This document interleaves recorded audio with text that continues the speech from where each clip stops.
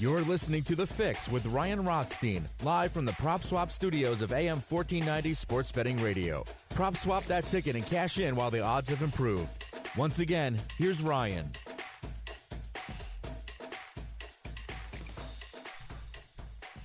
All right, welcome back to The Fix, live in the Prop Swap studios, AM 1490 Sports Betting Radio. It is Wednesday, midweek, and the Carson Wentz talk is not going away. NFL Eagles insider John McMullen joins us now. Follow him on Twitter at JFMcMullen, PhillyVoice.com, Sports Illustrated at SI.com, and host of Extending the Play every Saturday morning from 10 a.m. to 11 a.m. right here on AM 1490. All right, John, I know you had an interesting article out today talking about Jason Kelce and what he had to say about the whole situation, so we'll get into that. Some injury updates. Malcolm Jenkins returned to Philly, so plenty to get into here tonight. I'll let you pick where you want to start. Yeah, I think Jason Kelce was very interesting today, and he usually is because he's an honest guy. He's usually above board. He's not going to give you those cliched answers, sort of Bull Durham answers. I always call them. He's a guy who's very retrospective, and he tells you the truth. And he laid down the truth on the Eagles' offense and just how bad it was. And I think, probably the best quote is he just said he never thought we'd be here with Carson Wentz. And I think that describes what I've been saying for months, really now. I never thought we would be here. And today was sort of the passing of the baton with Jalen Hurts taking over as the first-team quarterback, doing the press conferences, taking the first-team reps. It's his opportunity now, and it's interesting. We don't know. Doug Peterson talked about not having a crystal ball. We don't know. This could be a half. This could be the rest of the season. This could be the next decade. But it's an opportunity for Jalen Hurts. When you're on the field, you can seize a job. And we'll see. I mean, there's a lot of uncertainty.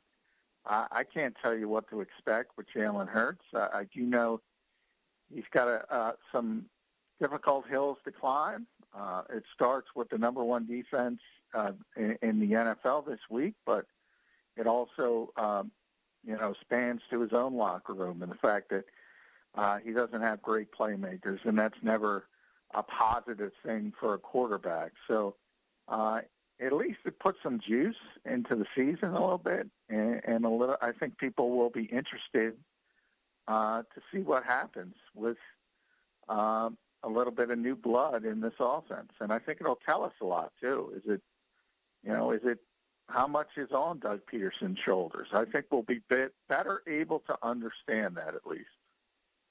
I think if nothing else, the comment from Kelce of never thought we would be here regarding, Carson Wentz getting benched, I think if nothing else, you look at that and say, you know what, maybe there's just been denial all around, even in the locker room over the past 4 or 5 weeks, and this decision is like, whoa, okay, things are really bad. How did we get here? Yeah, I don't know. This is one of the things I go all the way back to April and the draft choice of Jalen Hurts. And, I think you saw the start of it today. There was a little bit, I don't think it was overt, but there was a little bit of a schism, and I think it was a generational schism. I think you saw the Jason Kelces and the Fletcher Cox of the world defending Carson Wentz. And I think, some of the young guys who don't have a history with Carson and have essentially come in with Jalen Hurts are sort of Jalen Hurts guys. And that's why NFL teams don't want two quarterbacks, right? And, you try to reinvent the wheel. The wheel's been going for a long time, and there's no use to reinvent it. There's a reason, people make up cliches. Some of them are a little bit more tortured than other ones, but all of them have a bit of truth. And that one about if you have two quarterbacks, you don't have any. that has rung true throughout the history of the NFL. You know, people can talk about bridges and the rare times where you've had nary a hiccup, Joe Montana to Steve Young, Brett Favre to Aaron Rodgers. But, you know, Joe Montana and Brett Favre were superstars, first ballot Hall of Famers. They were not threatened by Steve Young and Aaron Rodgers until it was time to move on. And then you say, oh, okay, you're lucky. You had an aging quarterback, and you had a great backup, Hall of Fame backups as well. But that's hindsight. That's, you know, nobody was saying, oh, Joe Montana's you got to bench Joe Montana. You got to bench Brett Favre. Only the idiots were saying that. So it's completely different. Do you think there's frustration between players and front office and management at all? Because Malcolm Jenkins had some interesting comments today, so we can tie that into just the front office and the perception from the players. I would say more than interesting, I think he threw a bomb on Howie Roseman. Not the best Wednesday for Howie Roseman, and that's what I'm going to be writing about tomorrow on PhillyVoice.com. I mean, he shined a light on what went on, and that light is directly on Howie Roseman. It had nothing to do with anybody else. Jim Schwartz earlier in this week, and this is what also happens with bad teams, you also want to kind of get out your side of the story. And Jim Schwartz spoke so glowingly about Malcolm Jenkins, calling him the smartest player he's ever coached. Again, pointed out that he played seven different positions. I can't say that enough at times on his defense. And he said he knew all 11. That's how smart he was, and that's how important he was. And for whatever reason, Howie Roseman decided to move on. And by the way, I think you can make a strong argument that was the right thing to do because, you know, Malcolm's going to be 33 this month. I think December 20th is his birthday. He's going to be 33 years old. He's clearly a declining player. But, you know, if you want to say that and you want to say, okay, we got to turn this roster over, well, then you can't bring back Jason Peters. Exactly. Well, you got to do more to get Alshon Jeffrey out of here. And even if you don't, even if you can't because nobody wants him and nobody wants him, you can't play him. You can't play him to make yourself look better. So, you know, if Howie was consistent and said, no, I got to move on from Jason Peters, I got to move on from these older players, then I could give him a pass on Malcolm Jenkins. But it's pretty clear that Jim Schwartz wanted him back, and it's pretty clear he could have helped this team. And you know, who knows? People talk about his outspokenness. Maybe the Eagles wanted to clear his way because he's such a powerful locker room presence. People have argued. They wanted to clear the way for Carson. Those are all rumors, you know, whatever. You can take them for what they are. But Jim Schwartz made it really, really clear that he loved Malcolm Jenkins as a player. And this was a Howie Roseman decision, and Malcolm made that really clear. The more stories and reports that come out and shed light on different things, as you say, John, as some light was being shined on Howie Roseman today, it just feels like more and more like Jerry Jones and the Dallas Cowboys now in Philadelphia, like Malcolm Jenkins. And this is all speculation, and I don't know if any of this is true, like you said, but Malcolm's a big voice. Maybe he disagreed with some philosophies from higher ups, and he was in the know, and all right, we'll get rid of him. And Jason Peters is buddy with Jeffrey Lurie, like we know. He comes back. It just, the whole situation, man, it smells funny nowadays. It really does. Yeah, it does.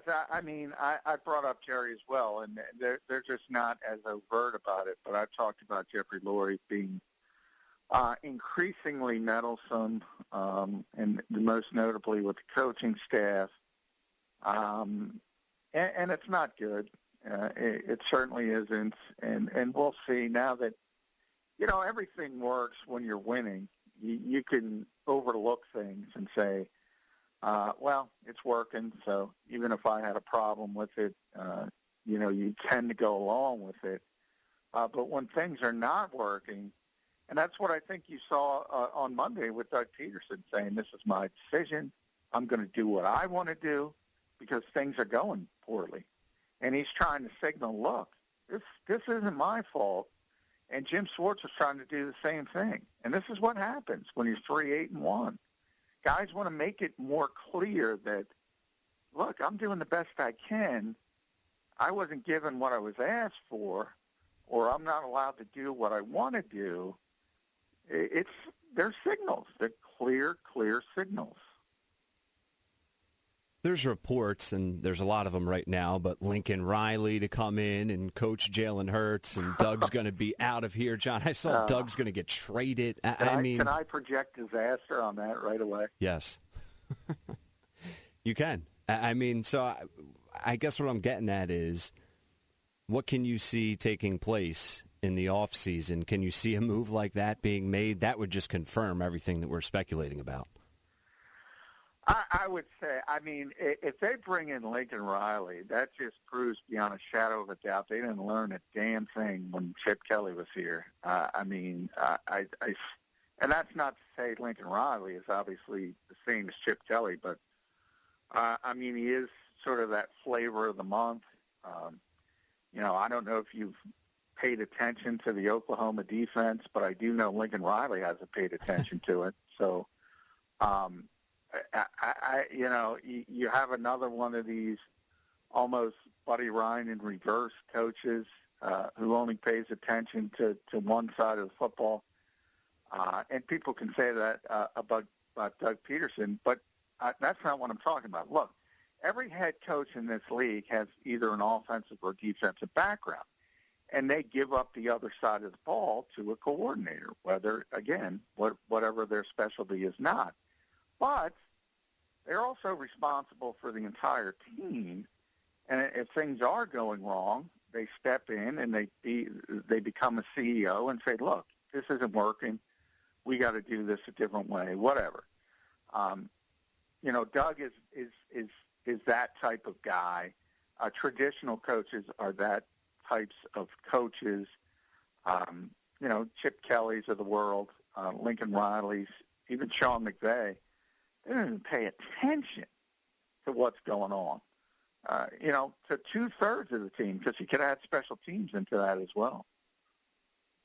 Talking with John McMullen. Follow him on Twitter at JF McMullen, host of Extending the Play every Saturday morning right here on AM 1490, 10 a.m. to 11, phillyvoice.com, and Sports Illustrated at SI.com. Let's take a look at the Saints here, John, and you've highlighted this over the past week or two. The Eagles' defense actually isn't that bad, and it looks like Taysom Hill is going to remain the starter for at least one more week with the Saints. So as crazy as everything is right now, I feel like there's maybe a chance for the Eagles to get a win on Sunday. Yeah, you give the Saints credit. I would have went with Jameis Winston to be the quarterback, but, I think Sean Payton's invested in the Taysom Hill for some reason, and he wants to prove something. And you do have to give them credit. They've been winning football games, but they've been having to win them in a different way. And obviously, if you become a run-first team where you have really subpar, real deficiencies throwing the football, other than catching the defense by surprise, generally you're going to play close games. And if you play close games, well, think about it. All you need is one or two bounces of the football to go the wrong way, and a win turns into a loss. So I do think, if Drew Brees was back and he was healthy, I don't think the Eagles would have a chance, and to win this game. With Taysom Hill, I think there's a puncher's chance because it's going to be close. The unless the Eagles completely give up, and I've seen no evidence that the veteran leaders on this team are doing that, guys like Jason Kelce and Fletcher Cox and players like that, Brandon Graham and so forth, Rodney McLeod, they're not giving up. They're going to play. And the Saints are just not explosive offensively with Taysom Hill. And on offense now, just going back to the offensive side, how much is really going to change with a week of preparation knowing Jalen Hurts is the starter, not Carson Wentz? What can we expect to see different, if anything?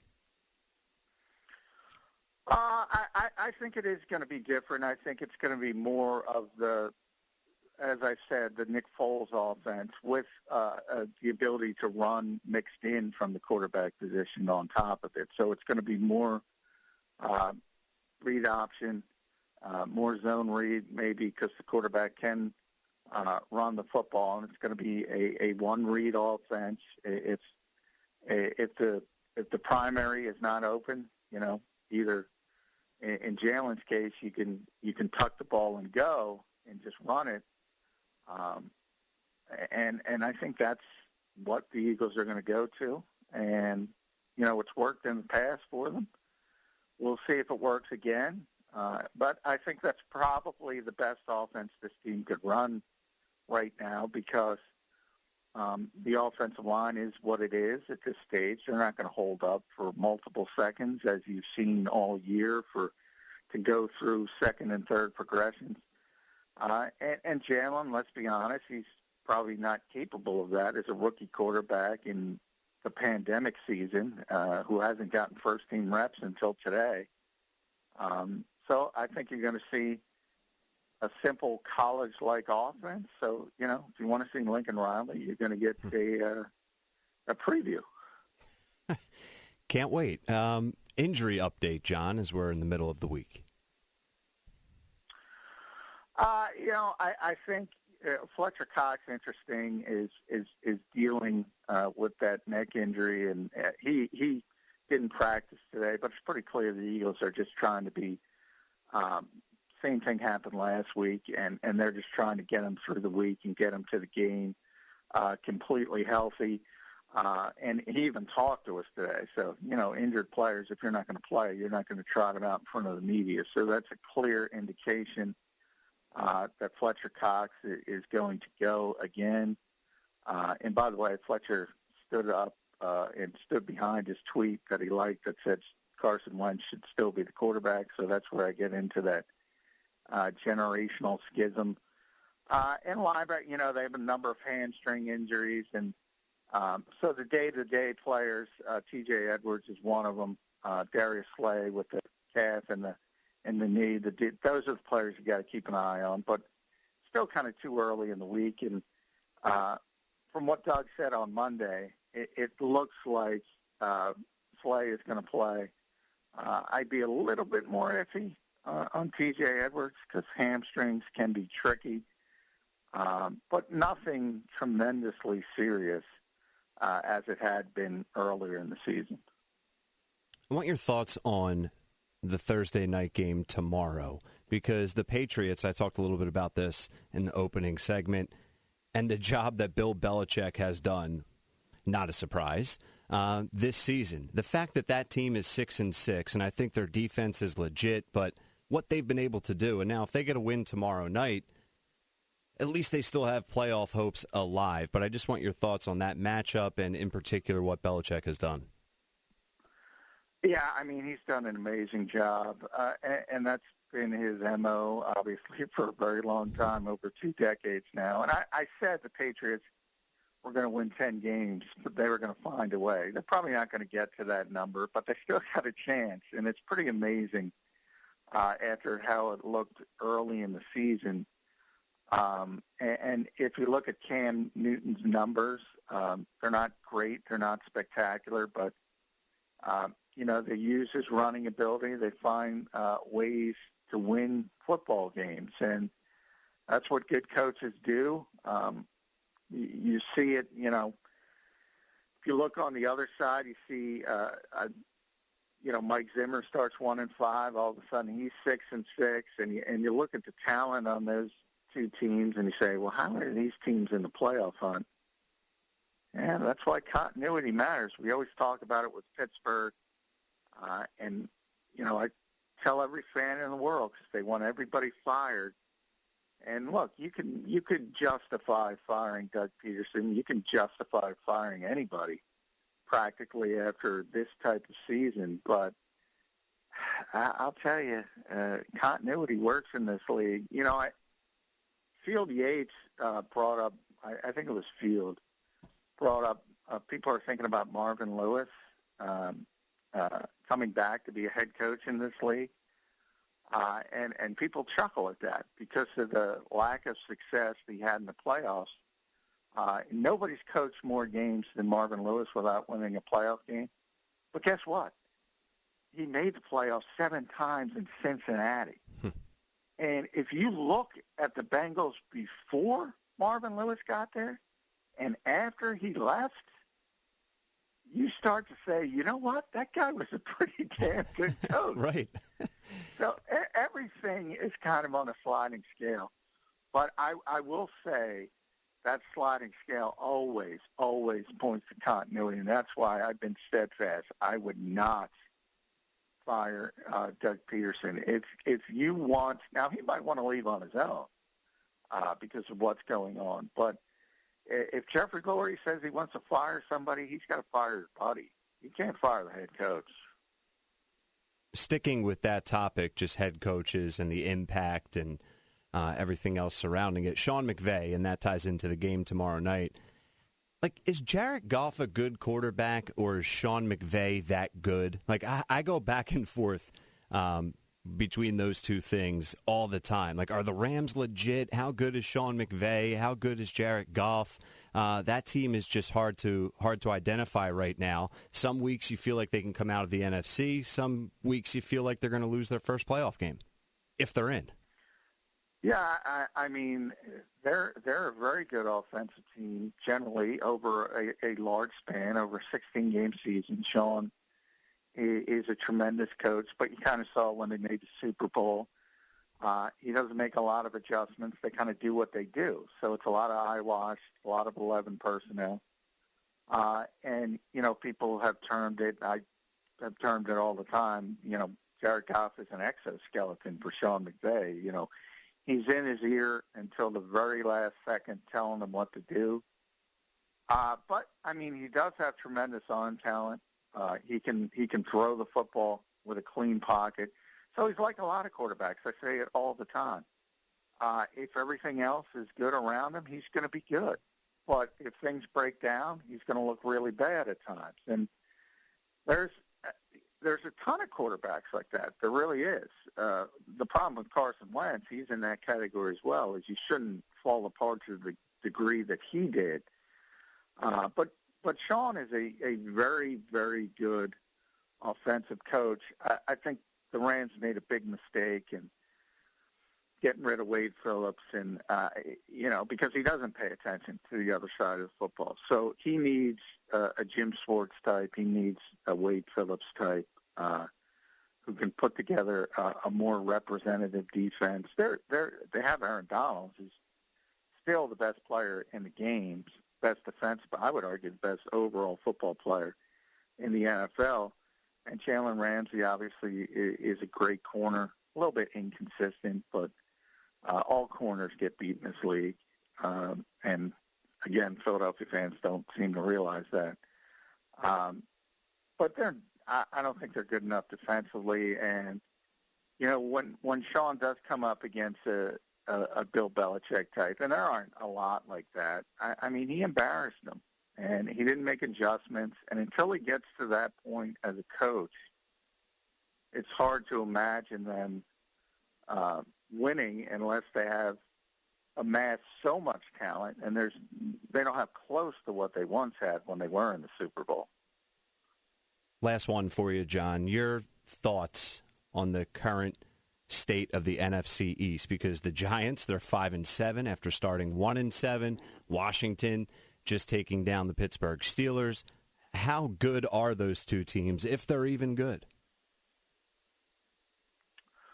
Well, the Giants are good defensively, and that kind of really snuck up on people really quickly. But they made a lot of good decisions, and this is why you don't have to tank in the NFL. You look at, people are making fun of Dave Gettleman for bringing in James Bradbury. Well, they're not making fun of him anymore for bringing in Blake Martinez. They're not making fun of him for that anymore.